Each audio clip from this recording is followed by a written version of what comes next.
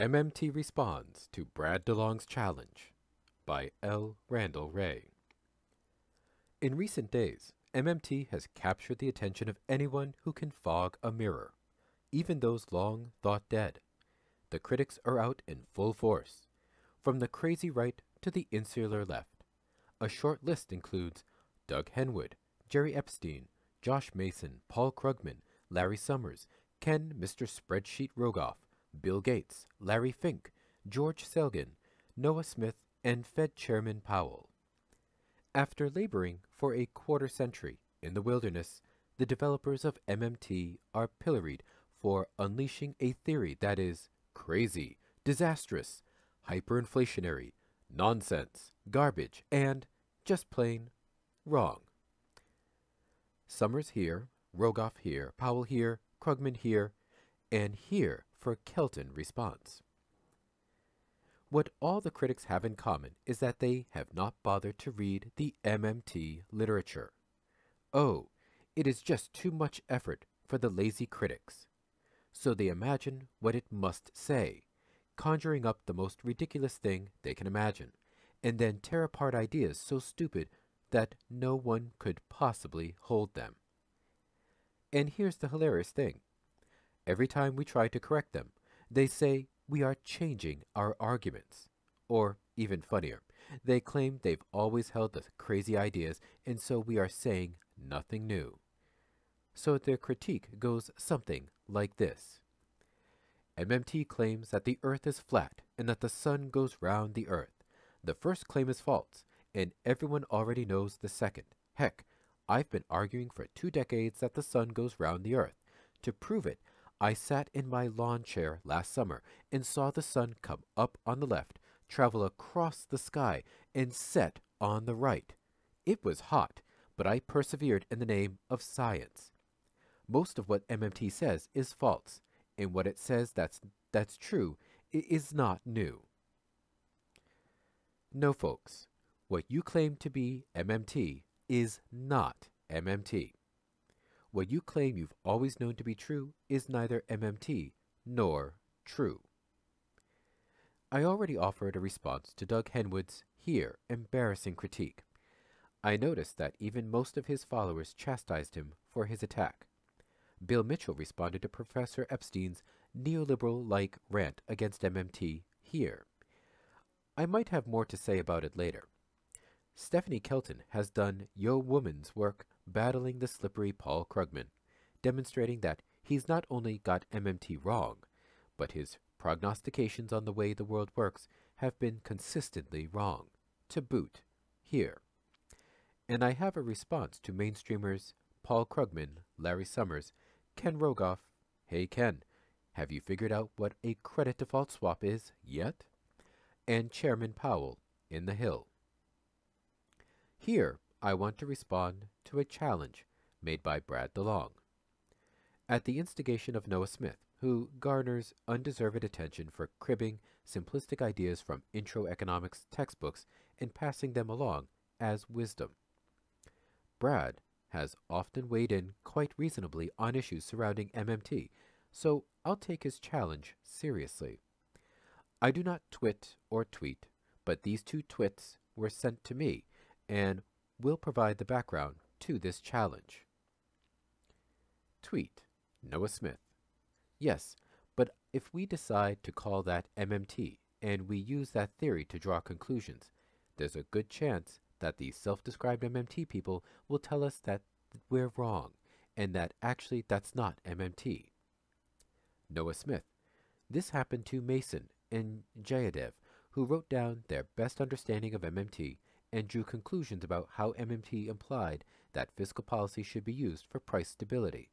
They were told that no, MMT has other tools for price stability. Brad DeLong.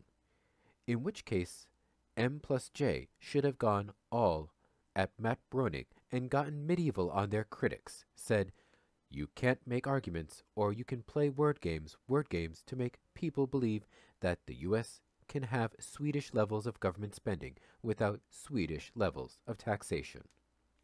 Brad DeLong. We have Lerner plus Minsky plus Knapp plus near vertical IS curve. We can talk about what that shows. Noah Smith. Yes, but if we decide to call that MMT and we use that theory to draw conclusions, there's a good chance that the self-described MMT people will tell us that we're wrong and that actually that's not MMT. Brad DeLong. At which point I will say, F off.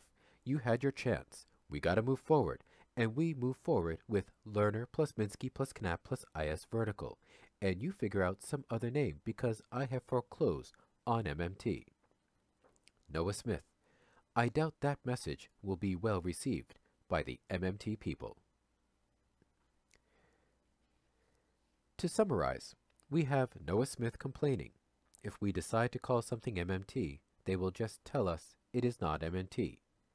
Poor Josh Mason and Jayadev wrote about how MMT implied that fiscal policy should be used for price stability. They were told that, no, MMT has other tools for price stability. Brad DeLong responds, in which case M&J should have gone all medieval on their critics. Said, you can make your arguments, or you can play word games and make people believe that the U.S. can have Swedish levels of government spending without Swedish levels of taxes. End quote. I'm currently writing a longer piece with Yeva Nersisyan on costing and paying for the Green New Deal, so I'm not taking up Brad's argument that we need Swedish levels of taxes here. Hint, we do not need higher taxes to pay for Swedish levels of spending, but we do need high taxes on the rich to reduce their power. What I'll focus on here is Mason and Jayadev's best understanding and Brad's challenge to accept or deny his characterization of MMT as Knapp plus Lerner plus Minsky plus vertical IS curve. First, a bit more background. I was on the EEA panel with Mason where he presented his best understanding of MMT. He claimed that MMT is not a settled body of thought and decided that he can treat its components separately. He then proceeded to reduce MMT to the old bastard Keynesian pump priming version of functional finance. Just use fiscal policy to pump up aggregate demand until you get to full employment. He then criticized us for supposedly believing that then you'd need to pass tax hikes to fight the inflation set off by full employment. That's supposed to be MMT. I objected to this characterization, showing my PowerPoint slide from the year 2000 that laid out the various strands of thought incorporated in MMT up to the point. Here's the slide I showed, with an update noted. Alternative Modern Money Theory. Knapp in his Keynes State Theory of Money. In his Schumpeter Credit Money Theory. Post-Keynesians Circuit Endogenous Money Theory. Goodhart One Nation, One Currency Rule. Monetary Theory of Production, Marx, Veblen, Keynes. Historians, Philip Grierson, Hudson, later Grubb. Minsky, Financial Instability Hypothesis, Employer of Last Resort. Anyone can create money, taxes drive money. Minsky, Godley, Stock Flow Consistency, Sectoral Balances. Notably missing was reference to functional finance. In fact, the core of MMT was developed before Lerner was brought into it by Matt Forstater and Stephanie Kelton in the late 1990s. Most importantly, we already had our full employment policy, the job guarantee, also called employer of last resort, public service employment, or buffer stock employment. It was from the very beginning the central stabilizing component of MMT.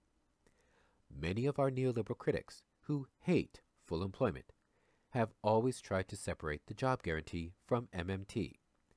Josh follows in that tradition. We have always insisted that the job guarantee is inseparable from MMT. What do you get if you take the job guarantee out? Josh's neoliberal interpretation of MMT.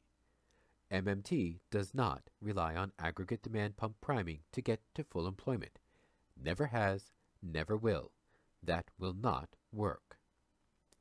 In 2005, Bill Mitchell and I argued that if desired, the job guarantee can be implemented to achieve full employment while reducing aggregate demand. To be sure, we'd recommend that only in very special circumstances where the economy was already operating beyond full capacity, that is, in a major war like World War II. Why would you need the job guarantee if you were beyond full capacity? Because even when aggregate demand is very high, some get left behind. We do not think anyone should be left behind. If anyone wants to work at the program wage, she should receive a job offer. Only a job guarantee can ensure this human right, the right to work. Let me be clear. In the neoliberal era, we chronically operate below full employment. That is very obvious in Euroland, which is probably operating 25% or more below full capacity. Even the U.S. today has substantial excess capacity, maybe on the order of 10%, maybe more, maybe less. We won't know until we ramp it up. Further, operating close to full capacity will bring forth investment and more capacity. I have little doubt that we could achieve Chinese growth rates if we put our minds to it and sustain them for at least several years. However, we will need well-targeted spending to do that without sparking inflation. It is hard to imagine how you'd do a general pump priming, and you really wouldn't want that even if you could. There are no doubt many sectors of our economy that really are at full capacity. Others lag far behind with substantial excess capacity. The problem with the kind of pump priming we took in the past, mostly through military Keynesianism, is that the spending was targeted to the most advanced sectors, with high unionization and oligopoly or monopoly pricing. Wages and prices there rose and boosted measured inflation rates. That is precisely what we want to avoid. As I said, it is hard to think of general pump priming, except perhaps sending a $5,000 check to every resident. But even this wouldn't affect all sectors equally. Most Americans suffering under huge debt loads would probably pay down some debt.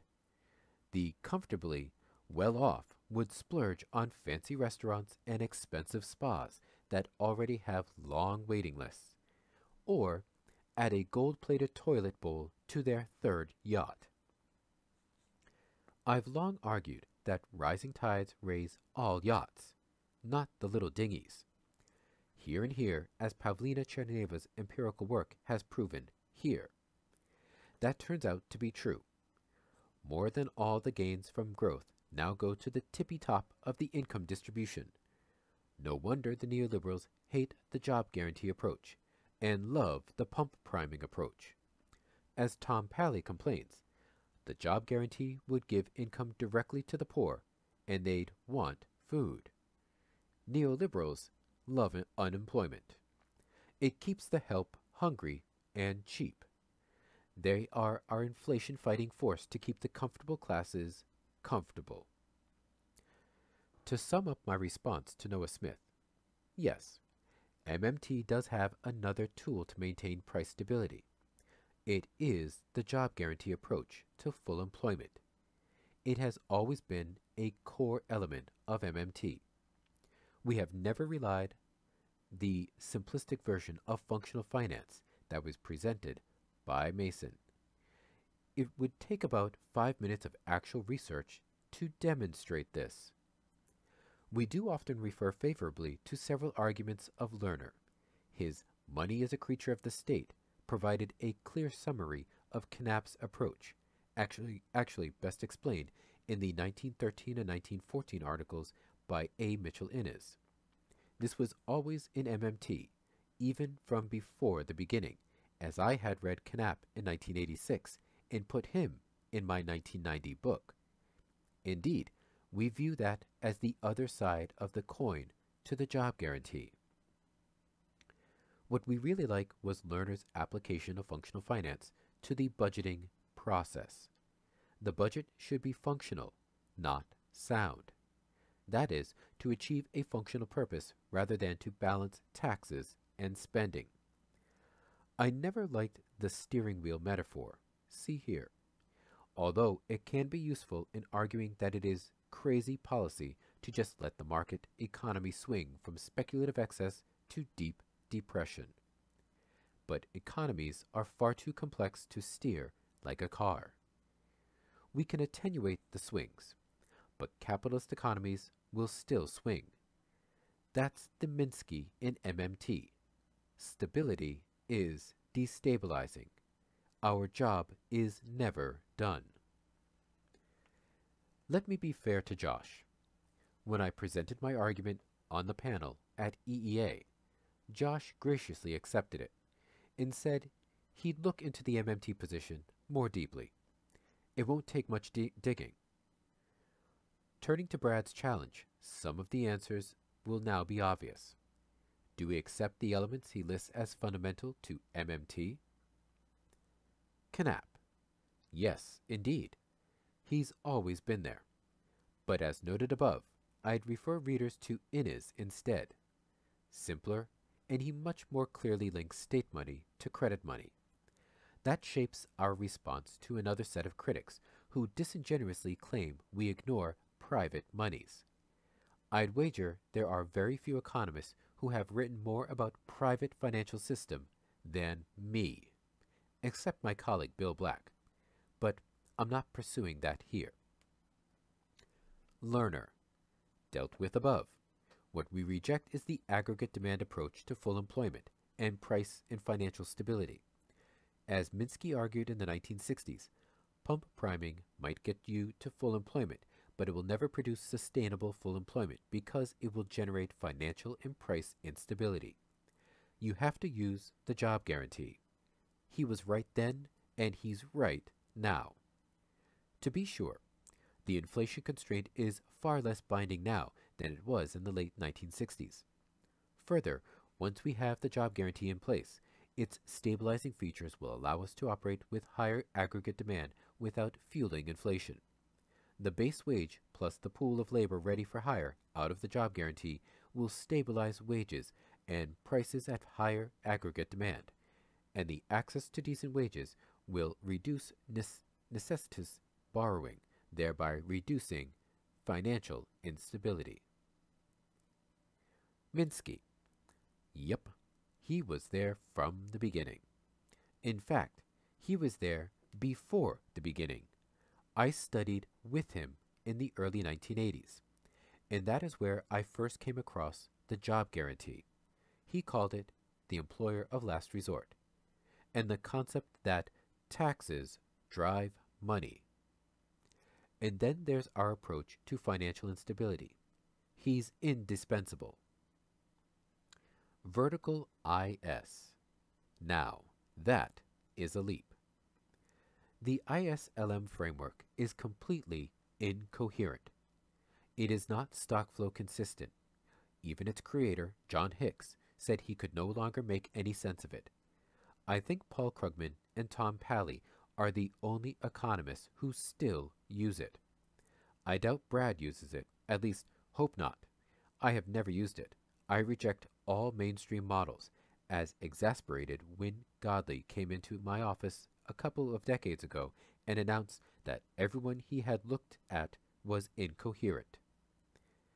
But I think all Brad means is that MMT rejects the notion that by changing interest rates, the central bank can move the economy to full employment by stimulating interest-sensitive spending. And if that is what he means, I wholeheartedly agree. Unlike Krugman, MMT argues this impotence is not restricted to the lower bound of zero interest rates. What MMT has always argued is that when the Fed lowers its rate target, we cannot say for sure whether the Fed is stepping on the gas or hitting the brakes. It depends. One factor that matters a lot is what is the ratio of government debt to non-government debt. If you are Japan, high government debt, low household debt, lowering rates almost certainly slows the economy by sucking interest income out. I did a paper with my UMKC colleague, Linwood Tawhid, that showed that with low private debt, plausible spending propensities, and government debt above 60% of GDP, it is possible that raising rates would stimulate the economy. Now, that does not describe today's U.S. economy, where non-government debt is something like 400% of GDP. I believe that normal changes of the Fed's target rate, up or down, have very little impact on the U.S. economy. However, a huge Volcker-like hike does have a big effect, but not due to interest sensitivity of spending. It works through a present value reversal. The returns to holding real assets go negative. No one will invest in new ones. Debtors with floating rates go bankrupt. Financial institutions go massively insolvent. Volcker monetary policy works by causing a debt crisis. Otherwise, raising rates gradually in a boom, like the Fed did after 2004, doesn't work. It does not reduce the demand and supply of loans. It just puts the debtors in a more precarious situation and shifts more income to the creditors. It is a dangerous policy, and no central bank official would admit they'd even consider such a policy. They prefer the myth that small adjustments to rates affect spending decisions, a myth with no evidence behind it, but so widespread that no one seeks evidence. So, MMT has always recommended abandoning any attempt to fine-tune the economy through central bank interest rate policy. We prefer a permanently fixed rate. Many MMTers prefer permanent ZIRP. I'm a bit of a fence-sitter. I'd like ZIRP, but I'd also accept a policy of paying a higher rate on retirement savings. But that is easily handled through U.S. savings bonds, with personal limits on accumulations receiving the favorable rates. This rate should not be discretionary and should not be used as an inflation-fighting tool, rather as a supplement to Social Security until we can reform that system to provide a decent retirement for all. For me, it is the permanent fixing that really matters, and I like a low rate, but do not insist on zero. So, there you go, Brad. The ball's in your court. We seem to be on the same page. And, by the way, I like Brad's recent call for all the neoliberal Democrats to step aside and let the progressives following MMT take over. See Bill Black's analysis here.